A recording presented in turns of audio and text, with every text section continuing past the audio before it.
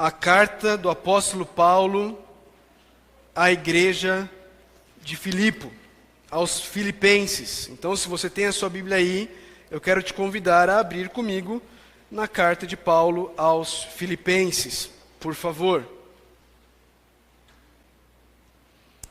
Carta de Paulo aos filipenses. Hoje nós vamos olhar para os versos 19 a 30 do capítulo 2, ok? Mas antes da gente fazer isso, antes de nós olharmos para lermos esses versículos, vamos recapitular um pouco, ok? A gente precisa lembrar que a igreja lá em Filipos, ela foi plantada pelo apóstolo Paulo, e a gente encontra o relato da plantação da igreja de Filipos lá em Atos capítulo 16. Nós encontramos o apóstolo Paulo pregando o evangelho, uma mulher rica chamada Lídia se converte. Depois disso, uma menina escrava se converte.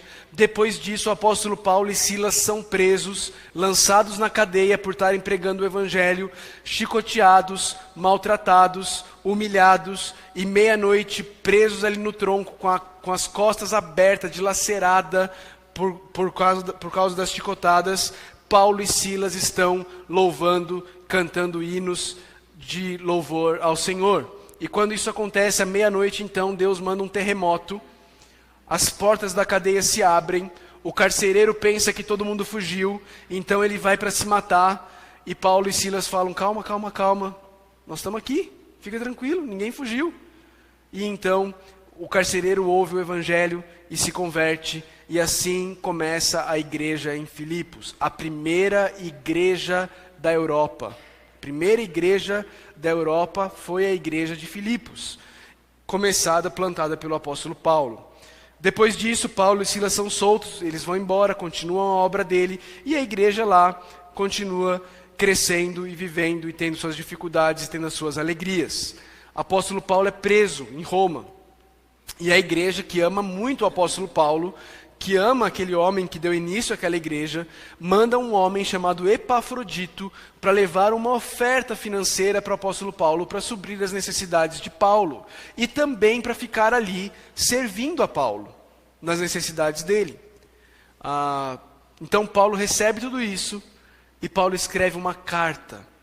É uma carta diferente de muitas das outras cartas do apóstolo Paulo, porque o tom da carta aos filipenses é um tom muito mais pastoral. Tem exortações, sim, mas é uma carta de um pastor que ama essa igreja, e é uma igreja que ama o seu pastor. E Paulo está escrevendo para eles, então, primeiramente com o intuito de acalmar o coração deles. Eles estavam preocupados. Paulo estava preso. O que estava acontecendo? Será que Paulo morreria? Será que Paulo não morreria? Paulo diz no versículo 12 do capítulo 1, quero que vocês saibam, irmãos, que aquilo que me aconteceu tem ao contrário servido para o progresso do evangelho. Fiquem tranquilos, eu estou preso, mas o evangelho está progredindo. Não se preocupem, eu estou bem. Paulo diz, eu me alegro, no versículo 18, e de fato continuarei a me alegrar, pois sei que o que me aconteceu resultará em minha libertação, graças às orações de vocês ao auxílio do Espírito de Jesus Cristo. E Paulo diz, olha, não importa o que aconteça, eu estou bem. Se eu morrer, é lucro. Se eu não morrer, é Cristo. Eu vou viver para Cristo. Preso ou solto, eu vou viver para Cristo. Mas se eu morrer, então é melhor ainda, porque eu vou ter ainda mais de Cristo. Eu vou poder ter Cristo em sua plenitude. Eu vou estar com Cristo o tempo inteiro. Então, se eu viver, eu vou continuar vivendo para Cristo. Se eu morrer, lucro. Eu vou ter mais de Cristo na minha vida. Irmãos que me amam, fiquem tranquilos. Então, no versículo 27 do capítulo 1, nós temos aí uma virada. Agora Paulo para de falar sobre ele, e Paulo começa a falar aos irmãos da igreja em Filipos. E ele diz assim no versículo 7, não importa o que aconteça, exerçam a sua cidadania de maneira digna do evangelho de Cristo.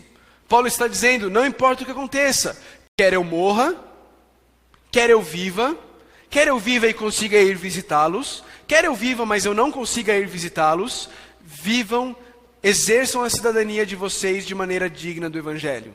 Vocês são cidadãos do reino de Deus, vocês precisam viver de acordo com a cidadania de vocês. E aí ele começa a mostrar o que significa viver de maneira digna do Evangelho. E ele fala sobre unidade. Ele diz assim ainda no versículo 27, permaneçam firmes num só espírito, lutando unânimes pela fé evangélica. Ele mostra nos versículos 28, 29 e 30 que eles vão ter perseguição das pessoas que estão de fora. Ele diz, não se deixem intimidar por aqueles que se opõem a vocês. Continuem firmes, vivam de maneira digna do Evangelho. E então no capítulo 2 ele entra e ele começa a falar como isso acontece. Como é que esses irmãos podem permanecer unidos? Como é que essa igreja pode permanecer firme num só espírito, lutando unânime pela fé evangélica? E ele diz então no capítulo 2, versículos 3 e 4, nada façam por ambição egoísta ou por vaidade, mas humildemente considerem os outros superiores a si mesmos. Cada um cuide não somente dos seus interesses, mas também dos interesses dos outros. E talvez esses 2 versículos resumam o que Paulo quer dos filipenses na carta inteira. Não façam nada por ambição egoísta nem por vaidade, mas humildemente considerem os outros como superiores a vocês mesmos. Não cuidem só dos interesses de vocês, mas cada um cuide também dos interesses dos outros. Esse é o resumo do que Paulo quer ensinar aos filipenses, ok? E dentro disso, ele começa a dar alguns exemplos. E ele dá o exemplo maior, versos 5 a 11.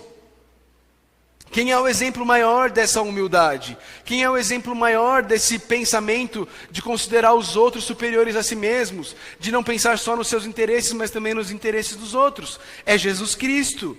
Paulo vira e fala, seja a atitude de vocês a mesma de Cristo Jesus, que embora sendo Deus, não considerou que o ser igual a Deus era algo a que ele deveria se apegar, mas antes ele se esvaziou, ele se humilhou, ele veio a ter forma de servo e ele foi obediente até a morte e morte de cruz. Mas o Senhor o exaltou. Ele deu um nome que está acima de todo nome, e ao nome de Cristo se dobre todo o joelho e toda língua confesse que Jesus Cristo é Senhor, para a glória de Deus Pai. Ok? E Paulo continua, e depois do versículo 11, ele vem no versículo 12, e ele mostra para eles que ele também fez isso, que Paulo mesmo, ele se entregou no versículo 17, sendo derramado como uma oferta de bebida sobre o serviço que provém da fé. Paulo fala para esses irmãos não serem como os israelitas que estavam murmurando e se queixando. Versículo 14, Paulo fala do próprio testemunho dele, se entregando por esses irmãos, se entregando pela igreja de Filipe como um sacrifício, uma oferta de bebida, um sacrifício sendo derramado por eles. E agora então nós chegamos no versículo 19, e aí nós vamos ler juntos Filipenses 2, 19 a 30, ok? Estamos juntos? Todo mundo entendeu até onde a gente foi? Esse é o contexto. Agora nós vamos ler Filipenses 2, 19 a 30. Ouça com fé a leitura da palavra de Deus. Espero no Senhor Jesus enviar-lhes Timóteo brevemente, para que eu também me sinta animado quando receber notícias de vocês. Não tenho ninguém que como ele tenha interesse sincero pelo bem-estar de vocês, pois todos buscam os seus próprios interesses, e não os de Jesus Cristo. Mas vocês sabem que Timóteo foi aprovado porque serviu comigo no trabalho do Evangelho, como um filho ao lado de seu pai. Portanto, é ele quem espero enviar, tão logo me certifique da minha situação, confiando no Senhor, que em breve também poderei ir. Contudo, penso que será necessário enviar-lhes de volta Epafrodito, meu irmão, cooperador e companheiro de lutas, mensageiro que vocês enviaram para atender às minhas necessidades. Pois ele tem saudade de todos vocês e está angustiado porque ficaram sabendo que ele esteve doente. De fato, ficou doente e quase morreu, mas Deus teve misericórdia dele, e não somente dele, mas também de mim, para que eu não tivesse tristeza sobre tristeza. Por isso, logo o enviarei, para que quando o virem novamente, fiquem alegres e eu tenha menos tristeza. E peço que vocês o recebam no Senhor com grande alegria e honrem homens como este, porque ele quase morreu por amor à causa de Cristo, arriscando a vida para suprir a ajuda que vocês não podiam me dar. Vamos orar? Santo Deus, nós estamos, Senhor, diante da Tua palavra. Nós a lemos, Pai, e nós precisamos de Ti.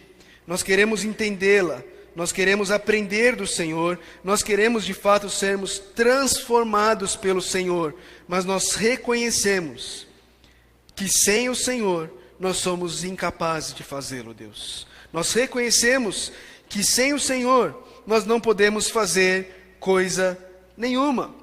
Por isso, Deus, nós suplicamos que o Teu Santo Espírito possa agir de forma poderosa e sobrenatural nessa noite, Deus. Nós cremos que não existe milagre maior do que a transformação de um coração duro num coração transformado que crê e é regenerado pelo Espírito Santo de Deus, crendo no Senhor Jesus. Não existe milagre maior do que esse. Por isso pedimos, Deus, que o Teu Santo Espírito haja nessa noite. Que Ele, que é o dono da espada, que é a Tua palavra, possa tomar a espada dEle e usá-la para penetrar fundo no nosso coração. Ajuda, Deus, que a Tua palavra pregada possa revelar mentes e intenções, que ela possa servir de fato como um espelho, mostrando a cada um de nós as nossas imperfeições e mostrando como só o Senhor é capaz de transformar o nosso viver. Que possamos, ao final da mensagem, corrermos todos juntos em direção à cruz de Cristo, onde clamaremos por misericórdia e a encontraremos sempre que a buscarmos. Em nome de Cristo Jesus que nós oramos. Amém. Obrigado, Danilão.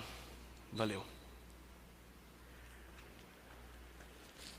Ok, queridos, nós estamos diante de um trecho da palavra de Deus diferente. A carta de Paulo aos Filipenses, ela tem diversos versículos que são daqueles versículos favoritos de todo mundo, não é isso?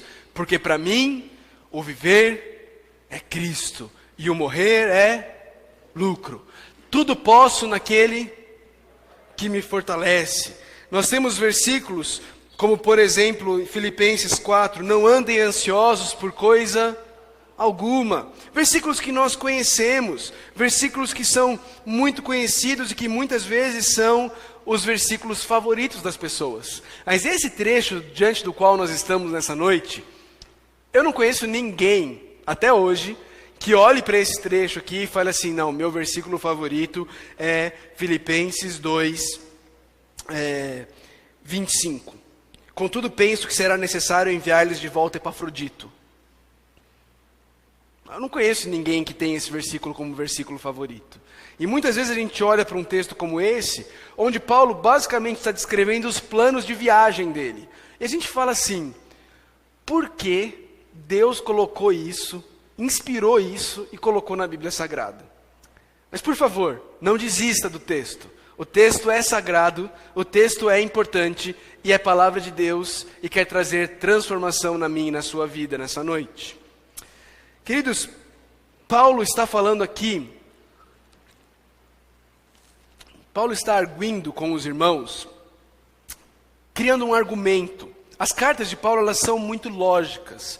Paulo tem um argumento e ele está defendendo o argumento dele. O argumento de Paulo é que eu e você, nós não devemos fazer nada por ambição egoísta nem por vaidade. Mas nós devemos humildemente considerar os outros superiores a nós mesmos. E nós devemos nos preocupar com os interesses dos outros e não só com os nossos. Isso é viver de forma digna da nossa cidadania no Evangelho. Esse é o argumento de Paulo, isso é o que ele quer de nós.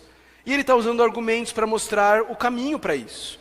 E primeiro o que ele fez foi mostrar a fonte de onde eu e você encontramos forças para poder viver essa vida, que é o Senhor Jesus Cristo, que embora sendo Deus, não considerou que o ser igual a Deus era algo que ele deveria se apegar.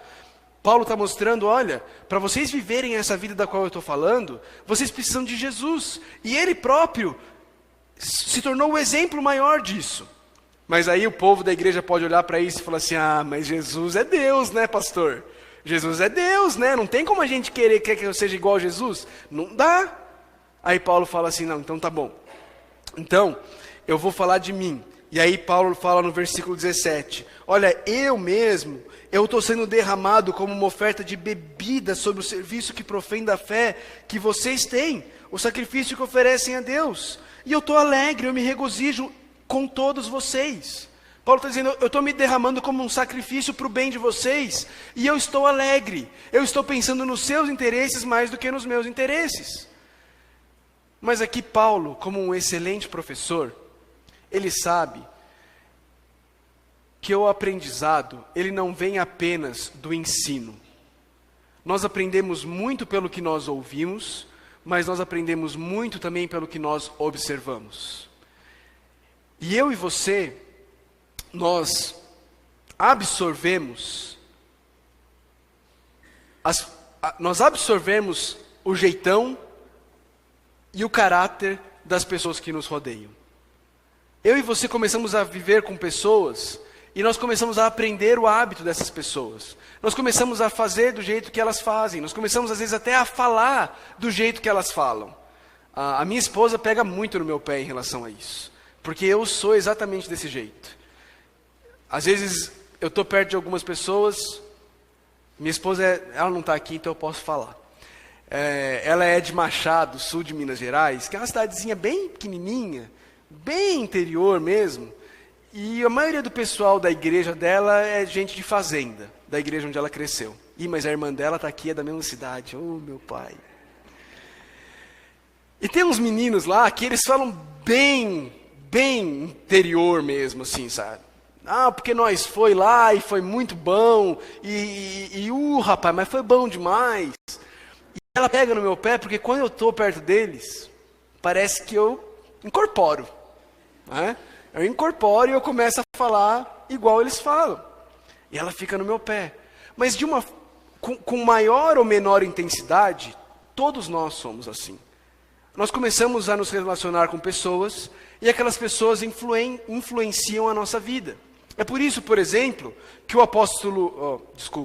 autor de Hebreus, em Hebreus capítulo 13, versículo 7, ele diz assim: lembrem-se dos seus líderes que lhes falaram a palavra de Deus.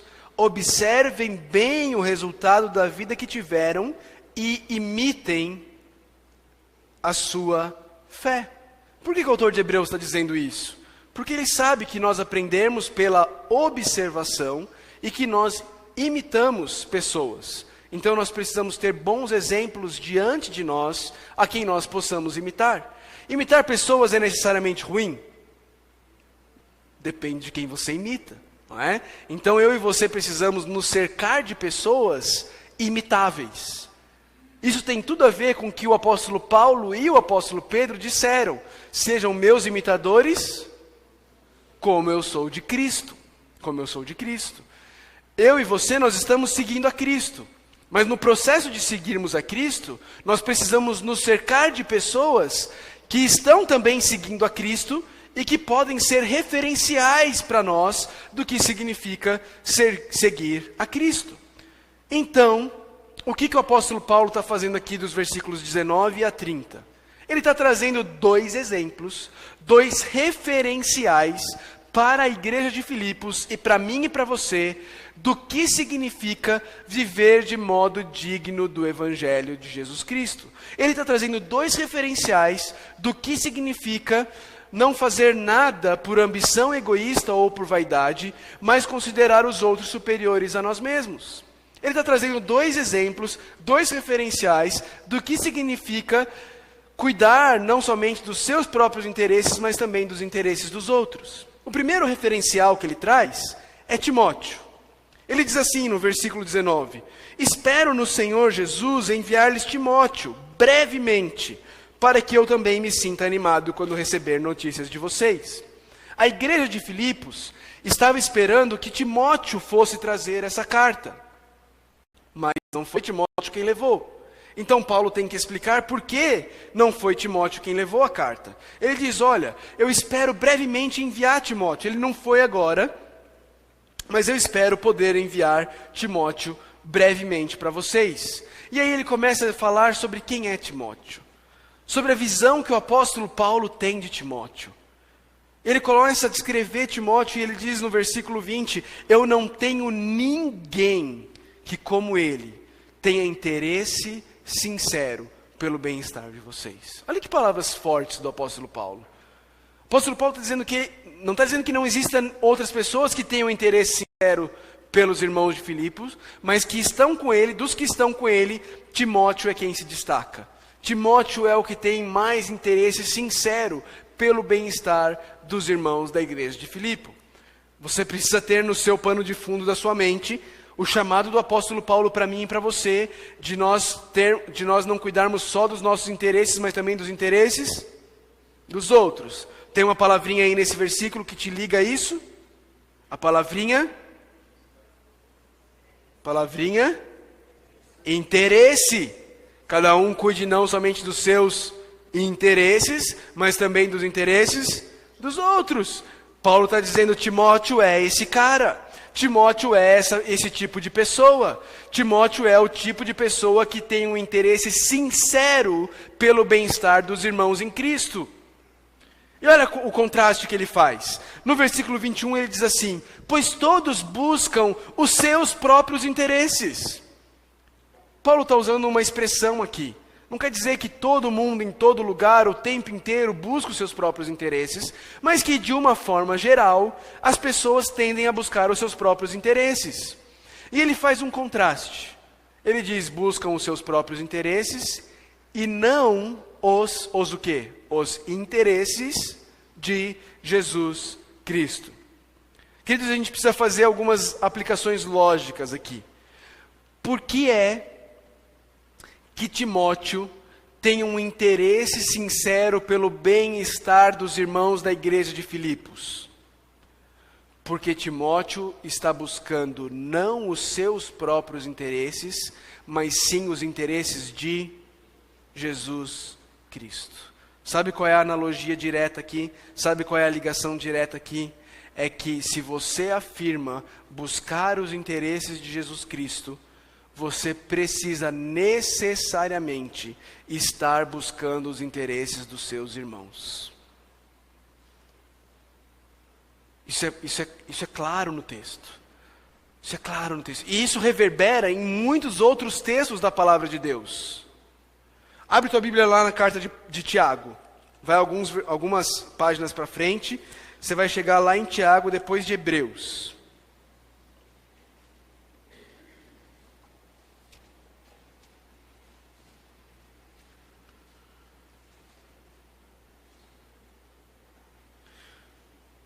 Tiago 2,14. Tiago 2,14, Tiago diz assim. Tiago, capítulo 2, versículo 14. De que adianta, meus irmãos? Acharam? Tiago, capítulo 2, a partir do verso 14. Tiago diz assim: de que adianta, meus irmãos, alguém dizer que tem fé? Eu busco os interesses de Jesus Cristo, ok? Vamos fazer o paralelo com o versículo que está projetado para a gente. De que adianta alguém, meus irmãos, alguém dizer que tem fé? O que é o dizer que tem fé no paralelo do texto de Filipenses? É alguém dizer que busca os interesses de Jesus Cristo, ok? De que adianta, meus irmãos, alguém dizer que tem fé se não tem obras? O que é ter obras? Volta um versículo, Mateus, por favor. Dizer que ter obras é alguém ter interesse sincero pelo bem-estar dos outros, ok? Então, o que adianta, meus irmãos, alguém dizer que tem fé se não tem obras? Acaso a fé pode salvá-lo? Se um irmão ou irmã estiver necessitado de roupas e do alimento de cada dia, e um de vocês lhe disser, vá em paz, aqueça-se e alimente-se até satisfazer-se, sem porém lhe dar nada, de que adianta isso? O que Tiago está dizendo? Tiago está dizendo que uma fé sem obras é uma fé morta, é uma fé inexistente, é uma fé falsa. É um engano. Você pensa que você tem buscado os interesses de Jesus, mas na verdade você tem buscado apenas os seus próprios interesses. Porque se você de fato buscasse os interesses de Jesus, você teria sincero interesse pelo bem-estar dos seus irmãos. Porque essa é uma característica fundamental na vida de alguém que busca os interesses de Jesus. Fez sentido o que eu estou falando? Fez sentido o que eu estou falando? Para não deixar dúvida, vamos para Mateus 25. Abre comigo no Evangelho de Mateus, primeiro livro do Novo Testamento, Mateus 25.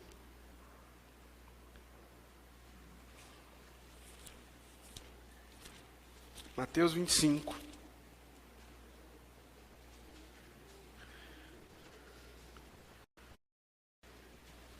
Jesus está falando aqui sobre o julgamento das nações, sobre o fim dos tempos. E no versículo 34, Mateus 25, 34, Jesus diz assim: Então o rei dirá aos que estiverem à sua direita: Venham, benditos de meu Pai, recebam como herança o reino que lhes foi preparado desde a criação do mundo. Pois eu tive fome e vocês me deram de comer. Tive sede e vocês me recolheram. Necessitei de roupas e vocês me vestiram. Estive enfermo e vocês cuidaram de mim. Estive preso e vocês me visitaram. Então os justos lhe responderão: Senhor, quando te vimos com fome e te demos de comer? Ou com sede e te demos de beber? Quando te vimos como estrangeiro e te acolhemos? Ou necessitado de roupas e te vestimos? Quando te vimos enfermo ou preso e fomos te visitar?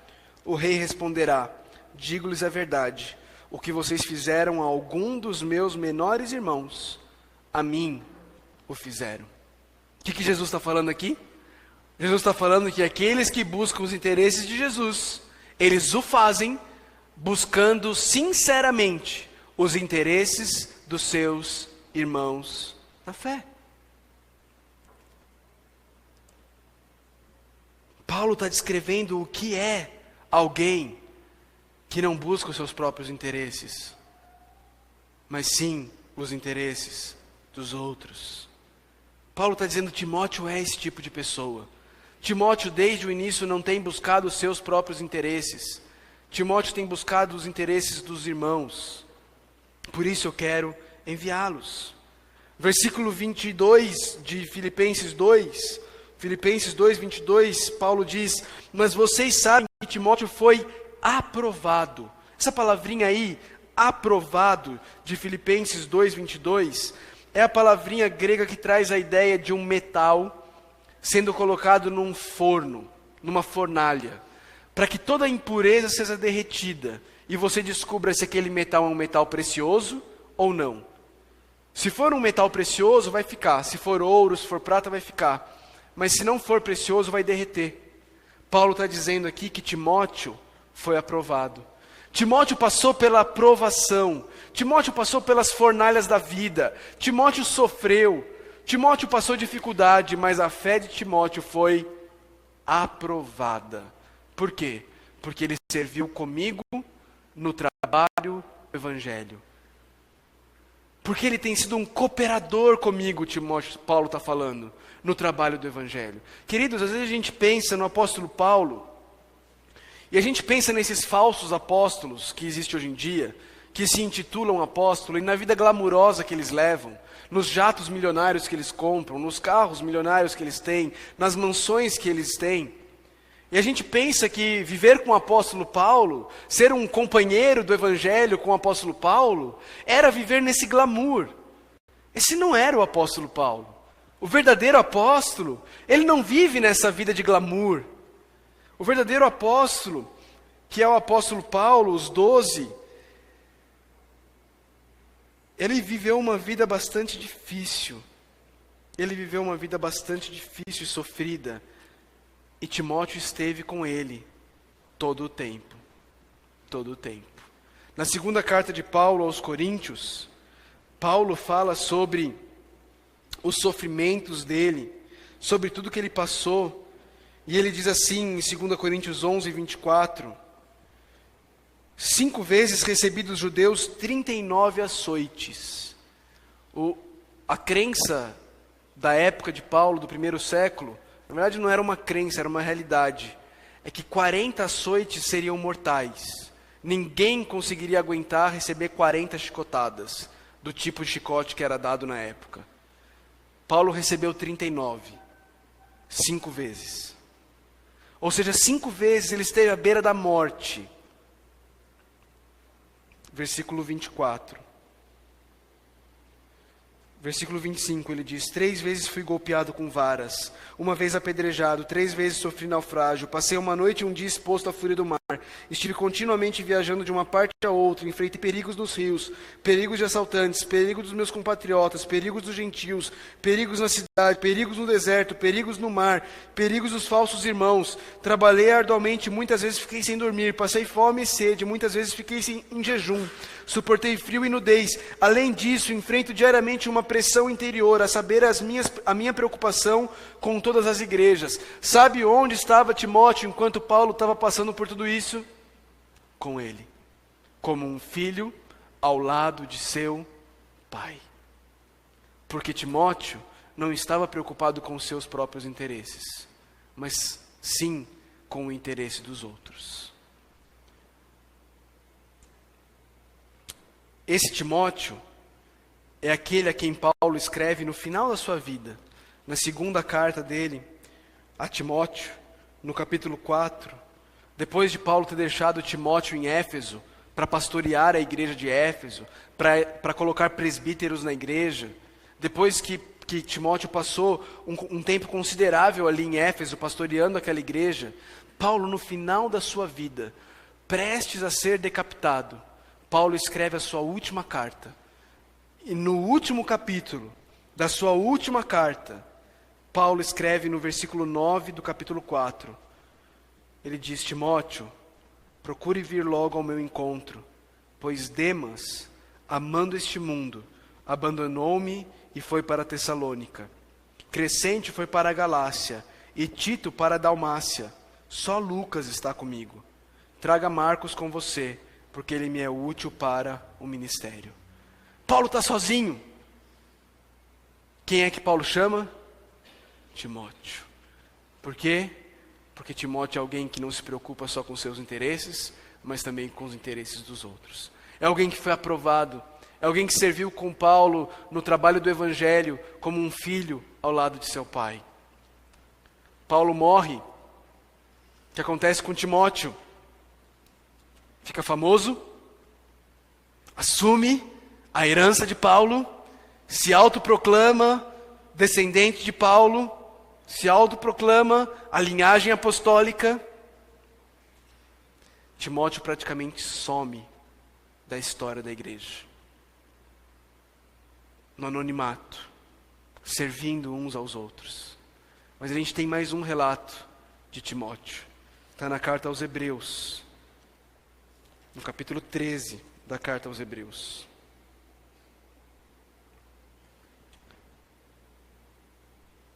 No versículo 23 do capítulo 13, o autor aos Hebreus, terminando a sua carta, ele diz assim: quero que saibam que o nosso irmão Timóteo foi posto em liberdade. Se ele chegar logo, irei vê-los com ele. O que aconteceu com Timóteo? Timóteo também foi preso, assim como Paulo. Se ele foi posto em liberdade, é porque em algum momento ele estava preso. E quando ele é solto, o autor de Hebreus diz: eu estou só esperando ele chegar. Que quando ele chegar, nós vamos junto aí estar com vocês, servir vocês, ministrar na vida de vocês. Esse é Timóteo. Esse é Timóteo. E o que Paulo diz sobre Timóteo no versículo 23? Portanto, é ele quem espero enviar. Mais um exemplo de alguém que não pensa apenas nos seus próprios interesses. Ele está preso. Ele tem uma pessoa que é o companheiro fiel dele, que serve como um filho para ele. Alguém que busca sempre os interesses dos outros. E ele vai fazer o que com essa pessoa? O que ele vai fazer? Enviar essa pessoa. Enviar para a igreja de Filipe. Porque Paulo está mais preocupado com a igreja de Filipe do que com ele mesmo. Ele só está esperando que a situação dele se defina. Ele está dizendo: irmãos, eu só estou esperando definir se eu vou morrer ou se eu vou ser liberto. Assim que essa definição acontecer, eu vou enviar Timóteo para vocês com as notícias. E ele diz que ele confia no Senhor, versículo 24, que ele também em breve poderá ir. Interessante como Paulo faz planos. Planos não são errados, mas os planos de Paulo sempre são submissos à soberania de Deus.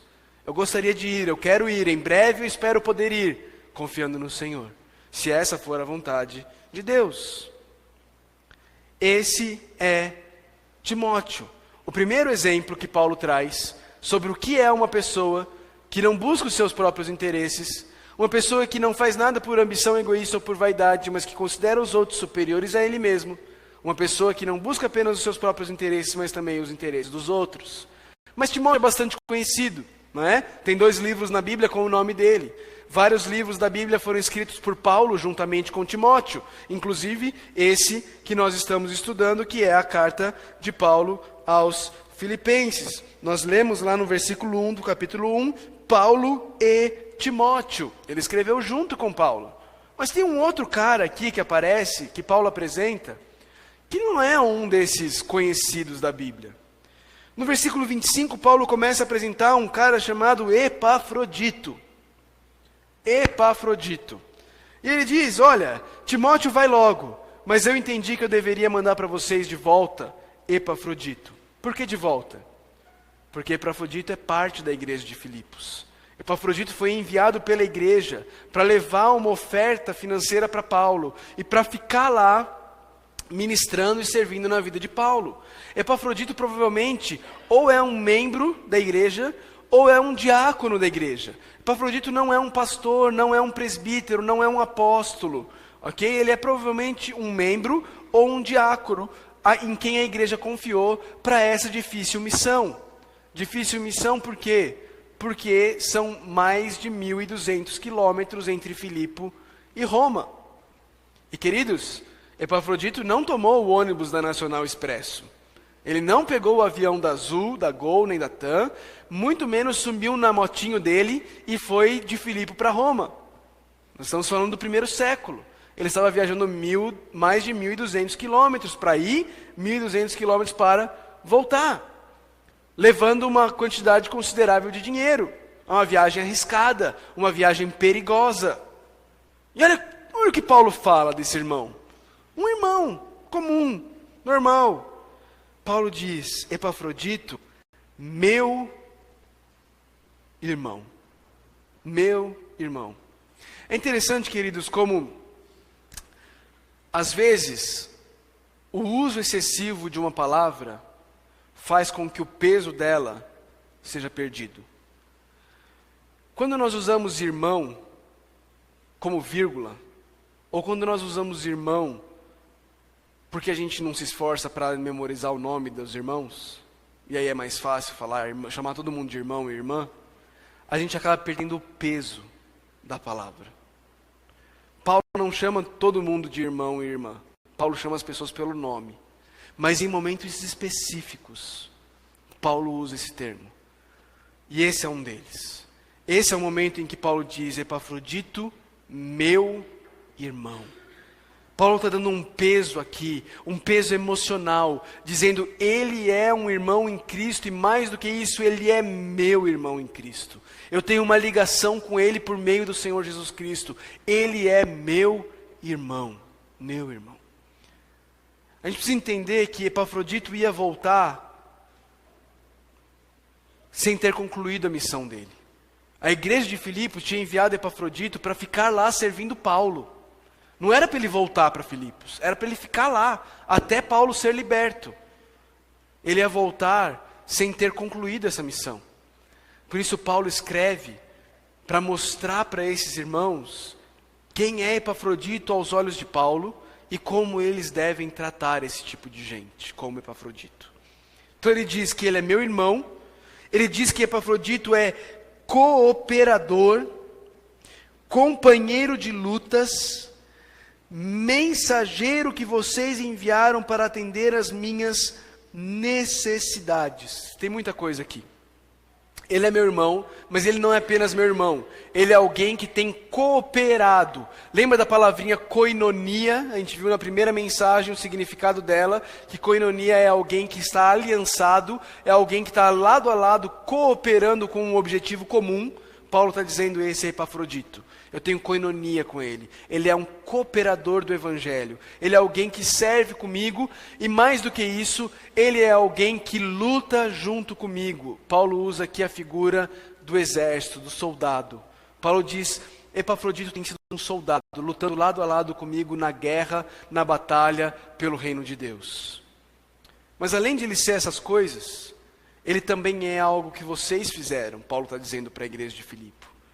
Ele é um apóstolo enviado por vocês. Paulo usa o termo apóstolo aqui, não no sentido técnico de Paulo e dos 12, mas no sentido simplesmente comum do termo, que é enviado. Epafrodito foi enviado pela igreja. E foi enviado para quê? Foi enviado pela igreja para atender às minhas necessidades. O termo que Paulo usa aqui é o termo sacerdote. Epafrodito foi um sacerdote na vida de Paulo, cuidando de Paulo, suprindo as necessidades do apóstolo Paulo, pensando mais em Paulo do que nele mesmo, se doando, se sacrificando, e nós vamos ver mais sobre isso, sobre essa doação de Epafrodito nos versículos que seguem. Mas ele está enviando a Epafrodito de volta por quê? Versículo 26 explica. Ele está enviando Epafrodito de volta porque Epafrodito está com saudades da igreja. Está com saudades da igreja de Filipe e, de fato, Epafrodito está angustiado. Queridos, essa palavra angustiado é uma palavra muito forte que o apóstolo Paulo resolveu usar. O outro lugar que ela é usada na Bíblia é no Evangelho de Marcos, capítulo 14, no verso 33, quando o evangelista relata Jesus lá no Getsêmani, e Jesus fala assim, Marcos 14, 33. O evangelista relata dizendo, levou consigo Pedro, Tiago e João, e começou a ficar aflito e angustiado. Essa palavrinha angustiado é a mesma que Paulo usa lá em Filipenses 2, para falar de Epafrodito. Mas, queridos, veja o motivo da angústia de Epafrodito. O que estava causando angústia nele? Era a doença dele?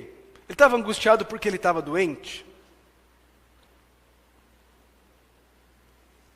Por que Epafrodito estava angustiado? Epafrodito estava angustiado não porque ele estava doente. Ele estava angustiado porque ele soube que os irmãos de Filipe souberam que ele tinha ficado doente. Ele estava angustiado pensando que os irmãos da igreja iam estar extremamente preocupados com a saúde deles. E aqui a gente precisa entender o contexto do primeiro século. Não existia Skype, não existia WhatsApp, não dava para fazer um FaceTime e falar assim, irmãos, está tudo bem, fiquem tranquilos, já estou melhor, já me recuperei. O negócio foi sério, mas eu já estou bem. Não tinha isso. Os irmãos lá ficaram sabendo que ele ficou doente a ponto de morrer, e o apóstolo Paulo mais para frente vai dizer que sim, a doença dele foi séria a ponto de ele morrer. E Epafrodito estava agora preocupado, angustiado. Mas, queridos, aqui eu preciso confessar uma coisa. Quando eu fico doente,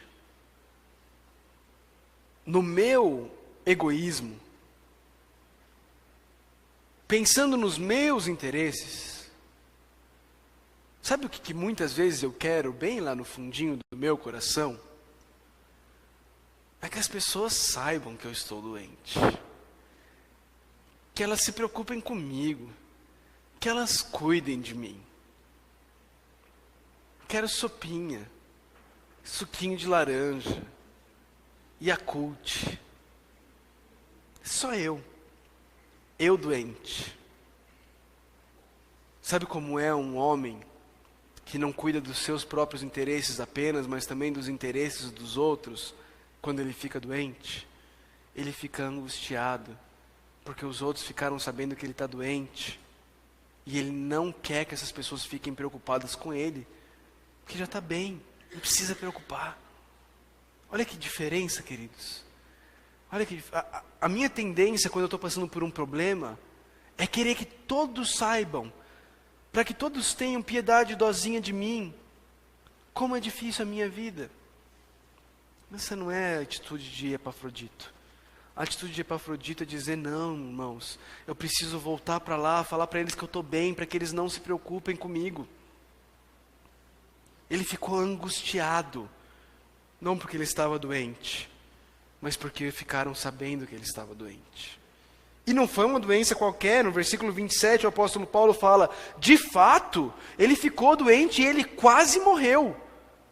E aqui Paulo fala, mas Deus teve misericórdia dele, dando a entender que provavelmente Epafrodito só não morreu por causa de uma intervenção miraculosa de Deus na vida dele. De novo contexto. Nós não estamos falando do século 21, onde a pessoa vai para o hospital, toma antibiótico, faz um tratamento. Não, nós estamos falando do primeiro século. Ok? Não tinha, nossa, ficou muito mal, mas fizeram uma cirurgia e resolveu. Não, ficou muito mal, mas trataram com antibiótico muito forte. Não.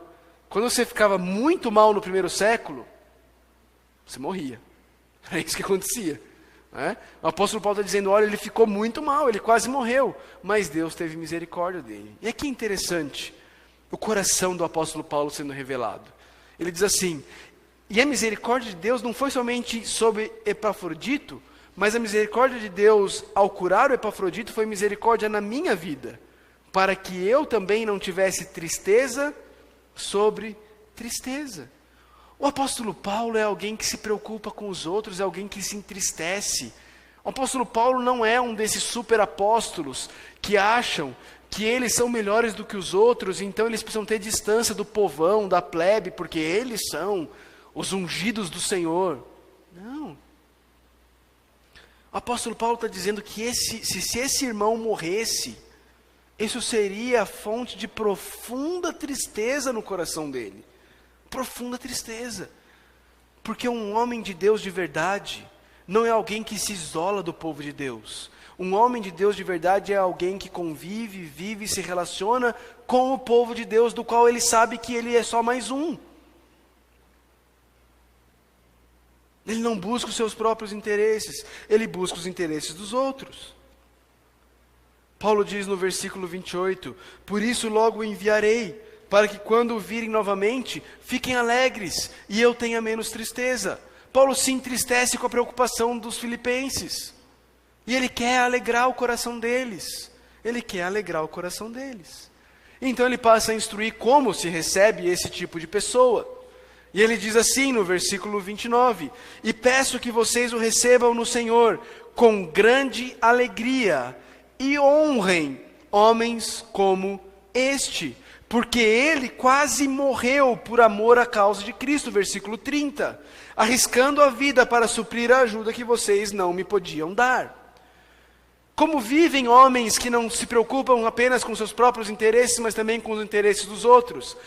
Como vivem homens que têm interesse por Jesus e por isso têm interesse sincero pelo bem-estar dos outros? Esses homens e mulheres, eles são dispostos a dar a sua vida por causa de Cristo. E como que a igreja trata esse tipo de pessoa? Volta no versículo 29 para mim, Mateus, por favor. Ela trata esse tipo de pessoa recebendo eles com grande alegria e com honra.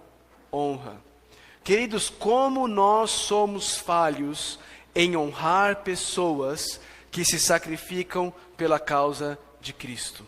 Como nós somos falhos em honrar pessoas comuns, simples, que não buscam seus próprios interesses, mas os interesses dos outros. É fácil honrar um apóstolo Paulo. É fácil honrar uma celebridade. Paulo está dizendo para honrar um homem comum da igreja, que se entrega pela causa de Cristo, que não busca os seus próprios interesses, mas sim os interesses dos outros. Quais são algumas aplicações de tudo isso daqui que a gente está vendo? Algumas aplicações de tudo isso. Começar de cima para baixo. Primeiro, quando foi a última vez que você agradeceu os irmãos? Hoje está grave, né? Eu preciso fazer fono. Que você agradeceu os irmãos que servem aqui na igreja. Quando foi a última vez? Fiz arte. Quando foi a última vez que você olhou para os irmãos da cantina e falou para eles: irmãos, muito obrigado por ter investido do tempo de vocês, preparando aqui a cantina para que a gente pudesse ter esse tempo gostoso de comunhão? Quando foi a última vez que você parou para reparar que existe alguém sentado atrás daquela mesa de som, controlando o som, para que você possa ouvir a mensagem e nós todos possamos louvar a Deus juntos com um som agradável? E foi até lá e disse: obrigado por chegar aqui todo domingo às 5 da tarde para poder fazer isso para a gente. Quando foi a última vez que você agradeceu o pessoal do louvor? Quando foi a última vez que você agradeceu o pessoal que fica ali na porta entregando os boletins?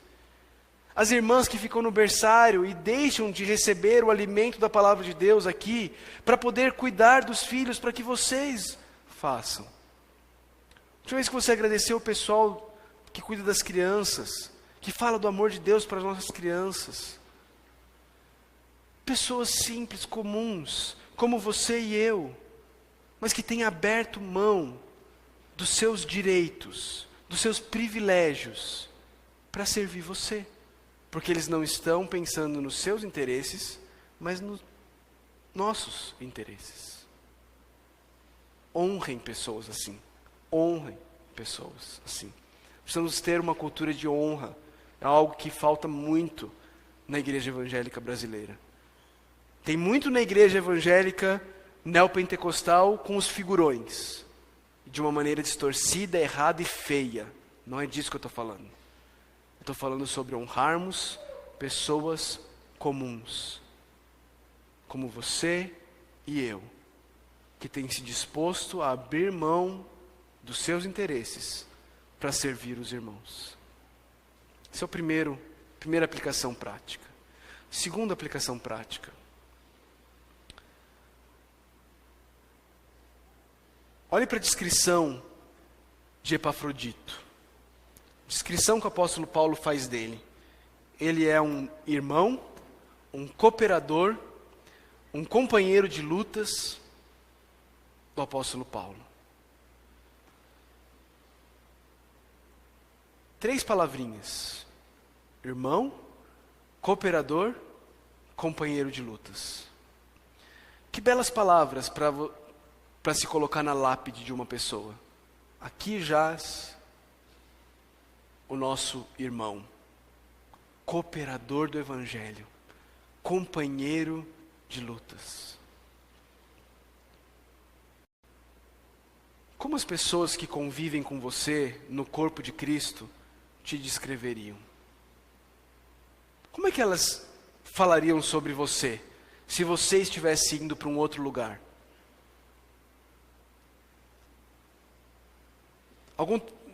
Ainda existe bastante, mas já foi mais comum a questão da carta de membresia, né? Uma pessoa mudava de uma igreja para outra, de uma cidade para outra, levava uma carta de recomendação, né? E normalmente é uma carta padrão. O irmão e a irmã se encontram em boa fé aqui com a igreja, esperamos que eles sejam bênção aí na igreja de vocês.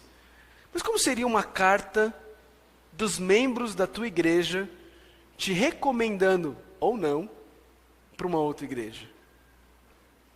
Olha, aqui vai fulano, ciclano e beltrano. Aparecia lá no domingo à noite, de vez em quando dava. Olha, recebam ele aí, mas não espera muita coisa dele não, viu? Ele vai estar aí, não conta com ele. Como seria uma descrição dos seus irmãos em Cristo sobre o seu relacionamento com eles na igreja, no corpo do Senhor Jesus Cristo?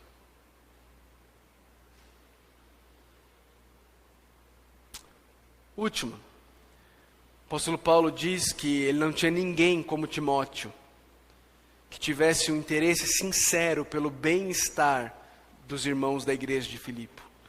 O apóstolo Paulo diz que esse interesse sincero dele pelo bem-estar dos irmãos era fruto dele não estar buscando os seus próprios interesses, mas os interesses de Jesus. Talvez se eu perguntasse aqui, talvez todos vocês levantariam a mão e diriam: eu tenho buscado os interesses de Jesus, é isso que eu quero buscar os interesses de Jesus. Ou nas palavras do apóstolo Tiago, eu tenho fé, eu creio em Jesus.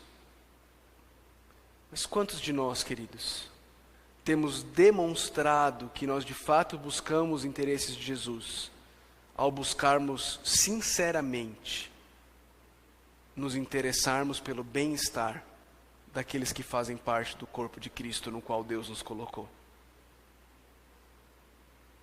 Você tem visto, como diz Jesus lá no Evangelho de Mateus, você tem visto irmãos com fome, com sede, nus? Você tem visto irmãos em cadeias? Você tem visto irmãos passando por dificuldades?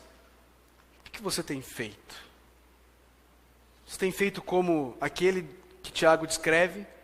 Falado para o irmão: vá, se aqueça, se alimente, se farte, sem dar nada?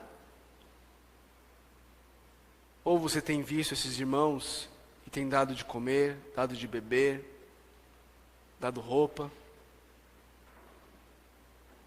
Você tem buscado, de fato, os interesses dos outros? Queridos, isso se aplica de tantas formas. Isso se aplica de tantas formas. Nós precisamos de tanta mais gente trabalhando aqui na igreja, servindo uns aos outros. Nós precisamos de mais gente servindo na cantina, nós precisamos de mais gente servindo no louvor, nós precisamos de mais gente servindo na mesa de som, mais gente servindo as crianças, no berçário. Nós precisamos de gente para servir no clube bíblico. Sabia que existem irmãos aqui da igreja que todo sábado à tarde, das 3 às 6 e pouco, ficam aqui servindo crianças que vêm aqui. Muitas delas não são da igreja, muitas delas não têm o que comer, mas vêm para cá, os pais mandam para cá porque aqui tem lanche, e elas vêm para cá para servir essas crianças e falar do amor de Deus para essas crianças, todo sábado à tarde. Honrem pessoas assim, mas mais do que isso, se disponha a ser uma dessas pessoas, se disponha a servir. Nós precisamos de homens que se disponham a liderar, que queiram estudar a palavra para serem mestres da palavra, que queiram estudar a palavra para poder orientar a igreja de Deus, serem presbíteros aqui na igreja. Nós precisamos de diáconos e diaconisas. Queridos, isso exige tempo, isso exige sacrifício. Olha aí o que Paulo fala sobre Timóteo. Paulo fala de Timóteo no capítulo 2, versículo 22. Mas vocês sabem que Timóteo foi aprovado porque serviu comigo no trabalho. Ser esse tipo de pessoa exige trabalho, demanda tempo, demanda força, demanda abrir mão do meu sábado à tarde, demanda abrir mão do meu sábado de manhã, do meu domingo de manhã, demanda abrir mão de uma série de coisas. Por quê? Porque eu não estou preocupado apenas com os meus próprios interesses, mas também com o interesse dos outros. Demanda abrir mão de poder assistir todos os cultos. Por quê? Porque de vez em quando eu vou estar na classinha, ajudando a cuidar das crianças. Isso também é, queridos, cuidar dos interesses dos outros, servir, para que mais e mais pessoas possam ouvir do amor de Deus. Porque eu me preocupo com as pessoas. Onde você está nisso? Onde você está nessa caminhada? Mas eu não quero terminar dessa forma. Eu não quero terminar apenas cobrando a mim e a vocês de que nós precisamos mudar e que nós precisamos crescer. Eu não quero terminar assim porque eu e você somos incapazes de trazer transformação para a nossa própria vida. Eu e você somos incapazes de sermos esse tipo de pessoa com base na nossa força de vontade, na nossa própria capacidade. E eu quero mostrar isso para vocês. Eu quero mostrar que tanto Timóteo quanto Epafrodito só foram as pessoas que foram porque eles estavam na fonte de capacitação correta. Olha só que interessante. Quando Paulo fala no versículo 20 que Timóteo tinha interesse sincero pelo bem-estar dos outros, você encontra a mesma coisa em Jesus no versículo 6, porque Jesus não considerou que o ser igual a Deus era algo a que deveria apegar-se, mas ele se esvaziou. Ele não se apegou aos seus próprios interesses, mas ele se esvaziou. O apóstolo Paulo diz no versículo 22, mas vocês sabem que Timóteo foi aprovado porque serviu. É interessante, está na mesma página, eu não sei se está na mesma página na sua Bíblia, mas dá para você fazer todas as ligações, os links. Timóteo serviu. Por que Timóteo serviu? Porque no versículo 7 nós lemos que Cristo se esvaziou-se a si mesmo, vindo a ser servo. Por que Timóteo pôde servir? Porque Cristo se fez servo. Tornando-se semelhante aos homens e sendo encontrado em forma humana, humilhou-se a si mesmo. E foi obediente até a morte. Por que Epafrodito, no versículo 27, diz que ele ficou doente e quase morreu? No versículo 30, porque ele quase morreu por amor à causa de Cristo. Ele quase morreu por amor à causa de Cristo, porque Cristo não quase morreu, mas morreu. Foi obediente até a morte, morte de cruz. Sabe onde eu e você podemos encontrar força, poder e capacidade para viver esse tipo de vida? Em Cristo Jesus. Eu e você não conseguimos. Eu e você somos incapazes. Eu e você vamos sempre ficar pensando nos nossos próprios interesses. E quando não o fizermos, quando pensarmos nos interesses dos outros, vamos dar um tapinha em nossas costas e dizer: olha como nós somos bons, se estivermos fazendo isso na nossa própria força. Mas é só quando eu e você nos humilhamos debaixo da poderosa mão de Deus e dizemos: Deus, nós não conseguimos. Nós somos incapazes. Deus, nós somos orgulhosos. Deus, nós somos egoístas. Deus, nós temos buscado os nossos próprios interesses. Deus, nós nos recusamos a pegar um copo de plástico que está no chão, porque eu não me interesso por aquilo. Alguém que o faça. Deus, nós somos egoístas. Nós pensamos nos nossos próprios interesses. Nos perdoe e nos capacite por Jesus. É só quando nós reconhecemos a nossa incapacidade e olhamos para Cristo que nós encontramos poder, capacitação, empoderamento para vivermos uma vida de não fazermos nada por ambição egoísta ou por vaidade, mas humildemente considerando os outros superiores a nós mesmos, cuidando não somente dos nossos próprios interesses, mas também dos interesses dos outros. Querido, só Jesus pode fazer isso na minha vida. Só Jesus pode fazer isso na sua vida. Tem que ter esforço? Tem. Mas não se esforce na sua própria força. Se esforce na força de Jesus. Se esforce no poder que Ele providencia para você. Se esforce em quem Ele é e no que Ele fez. Olhe para a cruz. Se lembre que Jesus não considerou que o ser igual a Deus era algo que Ele deveria se apegar, mas Ele se esvaziou, sendo obediente até a morte. Morte de cruz. Morte de cruz. Santo Deus, somos tão incapazes, Senhor. Tão incapazes.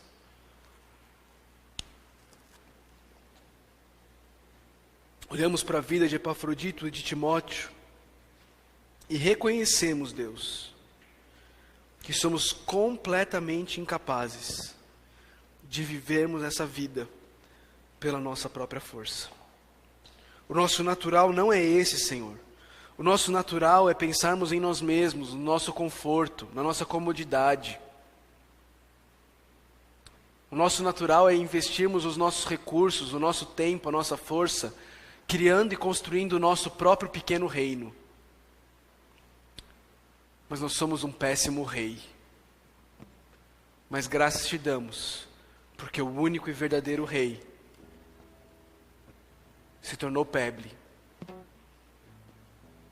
se tornou povo, se tornou servo, se tornou escravo, foi obediente até a morte, morte de cruz, para que plebeus, arrogantes e orgulhosos, como eu e meus irmãos, pudéssemos ser transformados, adotados como teus filhos, e agora então, capacitados a pararmos de tentar criarmos o nosso próprio pequeno reino, e investirmos os recursos, o tempo e a força que o Senhor nos deu, na edificação do teu reino, na busca incansável pelo bem do próximo, na busca incansável e insaciável pela tua glória. Senhor, faz isso, Deus. Faz isso em nosso meio. Cria essa comunidade em nós. Cria essa comunidade de pessoas altruístas. Cria essa comunidade de pessoas que pensam sempre em primeiro lugar em Jesus. E por isso, por buscarem os interesses de Jesus, estão sempre dispostas a buscarem os interesses dos outros, antes dos seus próprios. Que bela comunidade seria esta? Que impacto essa comunidade teria em Caldas Novas, em Goiás, no Brasil e no mundo? Faz isso, Deus. Faz isso em nós, por favor, para o nosso bem e para a tua glória. Nós oramos em nome de Jesus. Amém.